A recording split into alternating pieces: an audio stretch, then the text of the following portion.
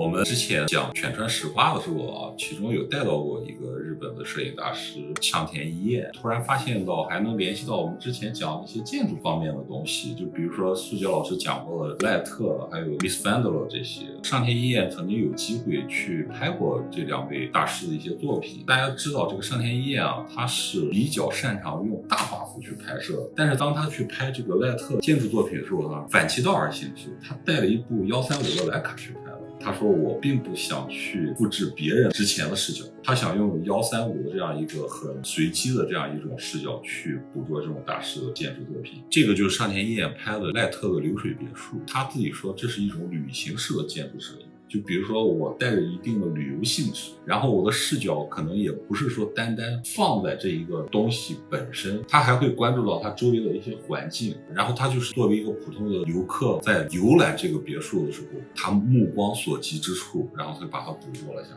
他这样的一个拍摄思路呢，我们可以追溯到80年代初在东京成立自己广告公司的时候，他跟当时一本非常潮流的日本杂志叫《流行通信》有过一次合作。当时这个杂志呢给了上田一彦一个任务，拍一个时装发布会。他并不知道这个杂志当时是希望他去拍这个时装发布会的时候是站在 T 台前面，正对着这个 T 台这个角度在拍。他去了之后他就很困惑，他就觉得我应该在哪拍，然后他就可能在整个会场里面走来走去，拍了一些他目光能达到的一些地方。但是这组照片拍完回到编辑社之后呢，编辑对这组照片是非常不满意。命运的齿轮就在这个时候开始转动。这个杂志的主编他看到了上田一彦拍的这组照片之后呢，就沉思了一下，他觉得这组照片不错呀，他很有自己的特点，我们应该把它做成专辑，反而给了很多的版面去做他这组照片。上田一彦就因为这组照片呢，就在时装界打开了一个局面，还获得了去拍山本耀司的这样一个机会。他的这次拍摄任务其实是一次出错的行为，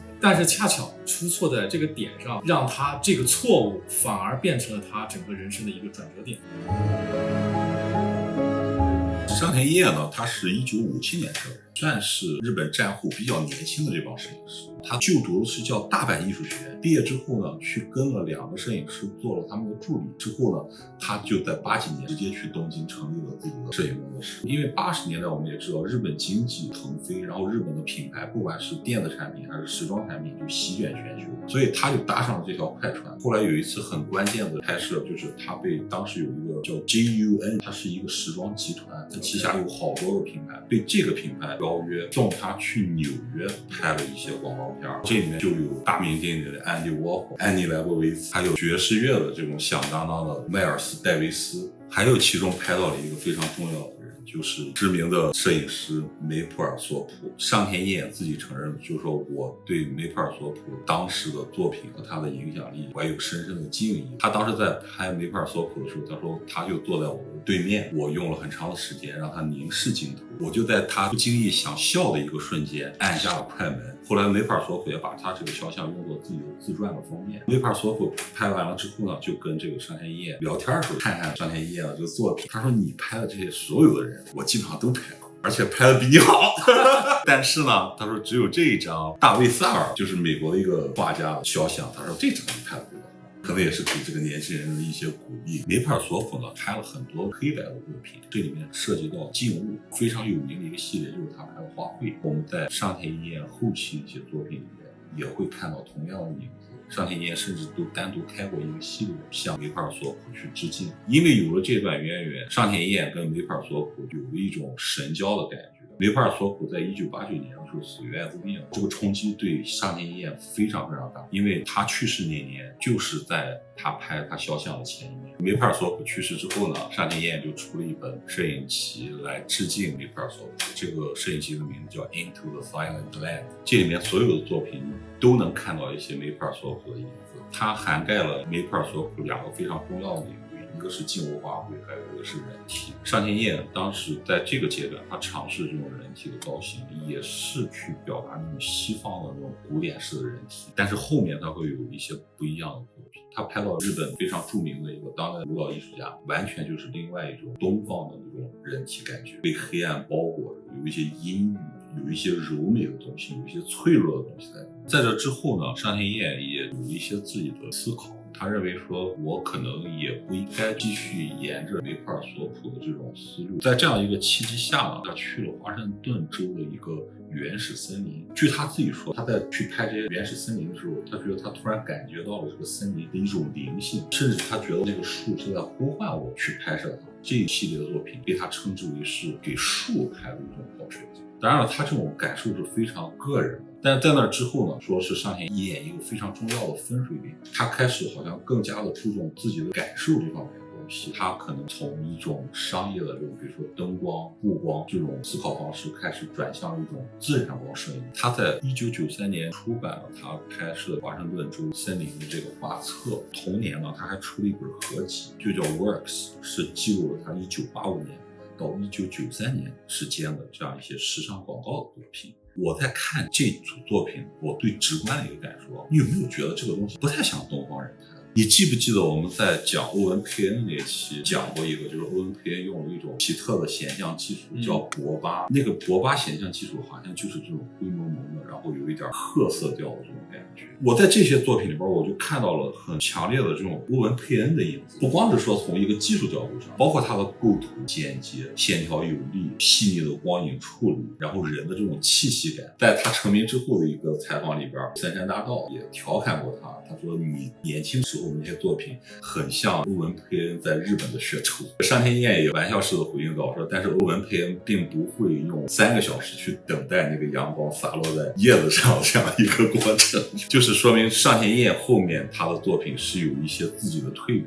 但是你回到他早期的作品去看，确实能看到他很多特点跟欧文佩恩也非常的相像，他们都是站在艺术与商业交汇点的这样一个位置上。他自己曾经反复强调过说，我从来没有把我的私人的一种创作和私人的审美与我做的商业拍摄做一个切割。然后2003年呢，他还出了一个叫 Portrait 这本书呢，就是对他1985年到1993年的时尚广告的这种肖像一种回应。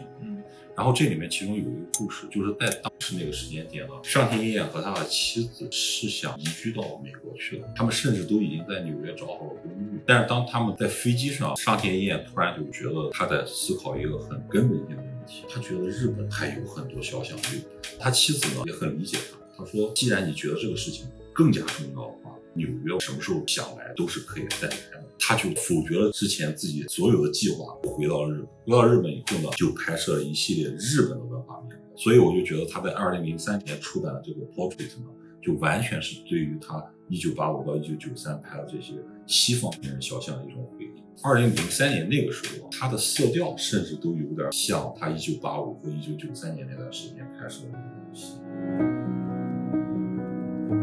一本比较重要的画册是2006年出版的，叫 At Home。这个 At Home 呢，是上田一彦用135相机记录他和他妻子结婚之后第一个孩子出生，一直到第4个孩子出生，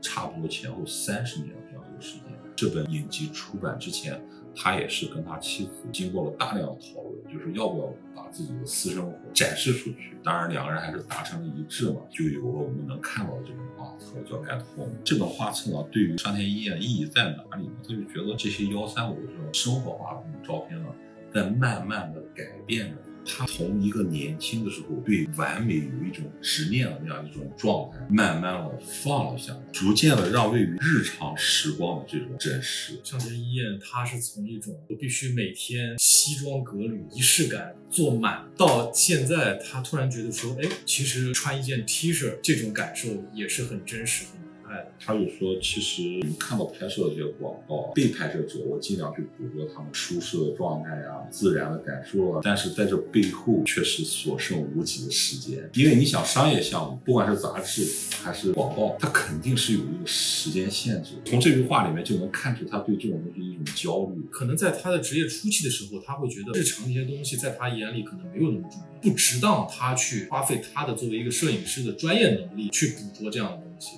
但是慢慢的他可能也会感知到世界上的万物在他的眼里变到一个平等的状态，所以他才能把自己放松下来去面对这些事。还有一个我觉得很大的原因就是他在那个时期成名，那个时候日本的经济飞速发展，把他们这帮人就推向了世界。那个时候是命运推着他在往前择，他并没有那么多时间去选择做什么。达到了一定高度之后，他从容一点了，可能才会去思考这个问题。比如说三得利乌龙茶、无印良品这些非常知名的广告片，为什么大家觉得这个拍得太好了？就是因为你感受到这种松弛感，它这种松弛感是一种收放自如。就比如说他在拍三得利乌龙茶广告，因为他们合作时间非常长，他能把这个广告项目拉到中国去拍，因为他觉得乌龙茶源自于中国那个地方古朴悠远辽阔的大地诞生的这样一个东西，我就要去把这种气息拍出来才对。所以他去了东北、四川、福建这种地方去拍，去找一些素人模特，然后去等待那个 magical time， 就为了完成一张广告片，而且甚至都在弱化这个产品本身。硕大的一个景致里面，人的比例都不大，人手上在拿一罐红茶。2015年他出了一个非常重要的合集，叫 Alive with Camera， 对他职业生涯的某一个阶段做了一个大型的总结。他说这些所有的照片呢，就是让我再次确信摄影的本质在于凝视，无论拍摄什么，最终呈现的永远是拍摄者自身的目光。这目光或许笨拙，但我始终为改其本色而自豪。他从最早发现了他自己的私人的一些视角之后，他其实一直在延续这条路。他说摄影的魔力、美与残酷正源于它能将某个时空中的某个瞬间永恒的封存起来，在某年某日某地，以无可比拟的清晰度将拍摄的东西凝视、思绪封印在这张被称为照片的纸上。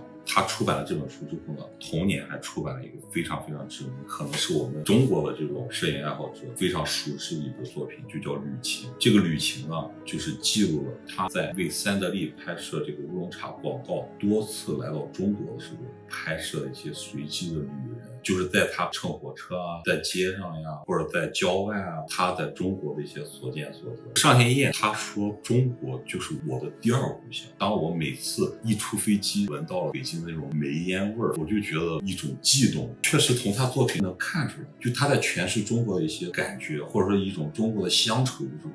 甚至比中国人诠释的还要好。我觉得也正是因为有这些旅途当中比较零碎的这种拍摄呢，丰富了上田一彦对中国的一种印象。所以他在最后做三得利乌龙茶广告片的时候，他在选角、构建场景可能都会给他一些启发。就是他的视角看上去非常的温柔去看待中国这片土地，就像这张照片通过一个很破的这样一个窗户拍出去，又是马又是黄土地，然后又是人骑着自行车，如果这些元素加起来，它可能是说中国这个地方它本身很落后，但是你从这里边其实能看出一种生活气息，看出一种乡愁，他对这个土地不会有那种偏见。我觉得跟中国的这种情感上的连接，他好像就似乎做到了没有什么隔阂。我们就是借着这个看一下著名的三得利乌龙茶广告，其实还是那个味道，中国非常朴实的一种民风民俗，产品就被放在一个也不是非常显眼的地方，融入在整个的一个环境里。我在看他这个三得利广告的时候，